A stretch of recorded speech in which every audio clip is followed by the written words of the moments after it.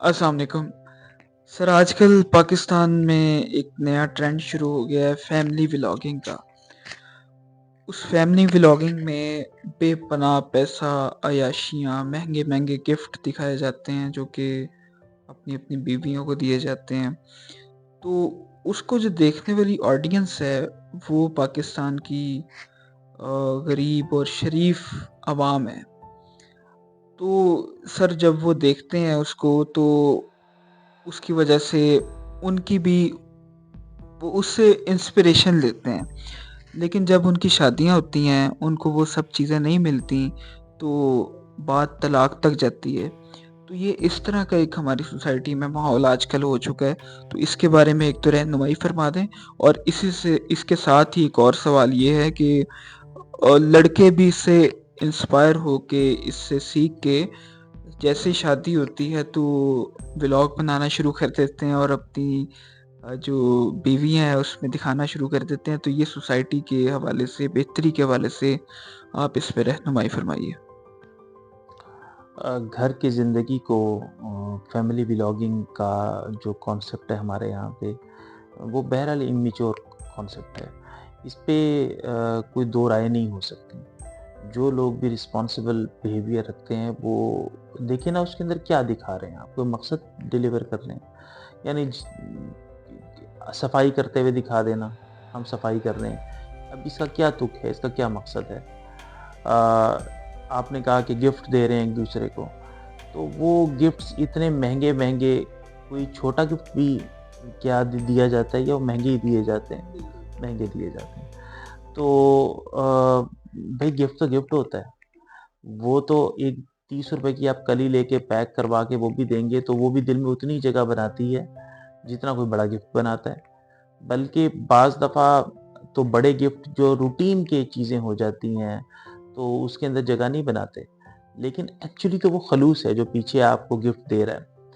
मगर इस तरह की हरकतें करके ये लाइफ़स्टाइल, लग्ज़री लाइफ़स्टाइल दिखा के ये बहरहाल कैटेगोरिकली मेरे नज़दीक तो ये मुनासिब बात नहीं है।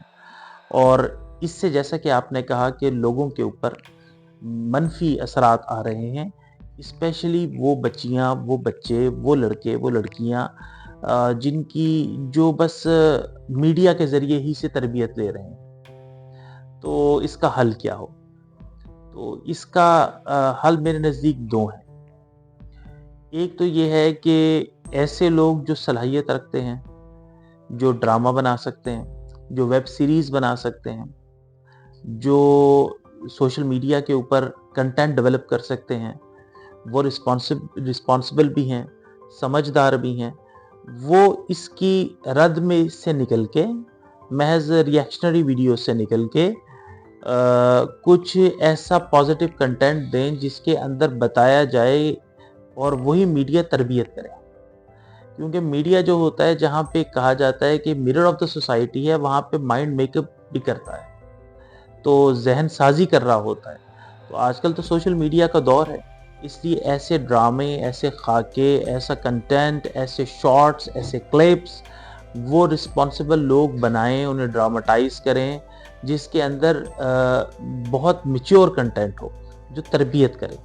तो ये ज़िम्मेदारी है उन लोगों की जो सोचते हैं, समझते हैं, जो सोसाइटी की तरफ एक पॉज़िटिव, कंस्ट्रक्टिव, रिस्पॉन्सिबल रवैया रखते हैं और ये समझते हैं कि खुदा ने उनकी ये ज़िम्मेदारी लगाई है। इस सब को हटा भी दें, तो भी उनके घर के इस्तेहकाम के लिए ज़रूरी है। अगर हम रोक नहीं लगाएँगे तो ये खराबियाँ जो हैं वो दरवाज़े तोड़ के, दहलीज़ें पार करके हमारे घर के अंदर हमें मुतासिर करेंगी। तो एक चीज़ ये है। लेकिन इसका असल और दुरुस्त तर जो हल है वो ये है कि हम तरबियत से गुज़ारें नस्ल को।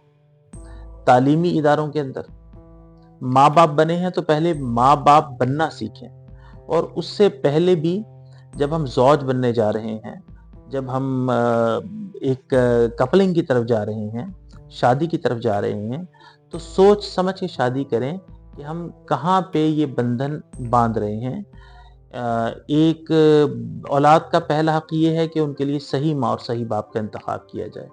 پھر جب والدین بننے جا رہے ہیں تو پیرنٹنگ سیکھیں اور بچوں کے اندر وہ صحیح اور غلط کا شعور پیدا کرنے کی والدین کوشش کریں. دوسرا جو کردار آ جاتا ہے وہ تعلیمی اداروں کا ہے. تو تعلیم کی جو ادارے ہیں وہ محض معلومات نہ دیں بلکہ وہاں پہ اس طرح کے کورسز ہوں جو لائف سکلز سکھائیں. ہم لائف سکلز کہہ دیتے ہیں لیکن زندگی کا شعور سکھائیں، زندگی گزارنے کے طریقے سکھائیں، تربیت کو اس میں شامل کریں. یہ جو نمبر گیم ہوتی ہے اس سے نکل کے محض تھوڑا سا براڈ کر لیں. یہ بھی ساتھ رکھیں، آپ کی چلے مجبوری ہے کہ آپ نے ڈگریز دلوانی ہے، لیکن اس کے ساتھ ہی کنٹینٹ ایڈ کریں تاکہ ویلیو ایڈ ہو. محض ڈگری لینے والا اچھا انسان ہونے کی کوئی گارنٹی نہیں ہے، بلکہ ہم نے تو کئی بڑے بڑے جو ہیں وہ جانور دیکھے ہیں. تو تیسری چیز یہ ہے کہ میڈیا جو ہم نے پہلے بات کر لی ہے. اور چوتھی چیز کہ جو مساجد ہیں وہ مساجد جو ذہن سازی کرتی ہیں وہاں پہ ممبروں کے اوپر ان ٹاپکس کو لیا جائے، ان کے اوپر گفتگو کی جائے، ان پہ خطبات جمعہ دیے جائیں، جہاں پہ اچھی ایک عام سی مسجد میں بھی 400-500 کی حاضری ہو جاتی ہے.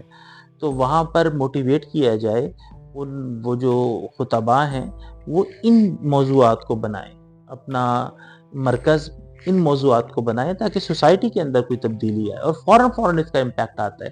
ہم تو کوچنگ اور ٹریننگز کے اندر دیکھتے ہیں کہ لوگوں کو پتہ ہی نہیں ہے نا. جب ان کو پتہ لگتا ہے تو وہ پھر رسپانسبل ایٹیٹیوڈ کی طرف فائدہ معلوم ہو جاتا ہے، تو پھر وہ رسپانسبل بیہیویئر کی طرف شفٹ ہونا ان کا آسان ہو جاتا ہے.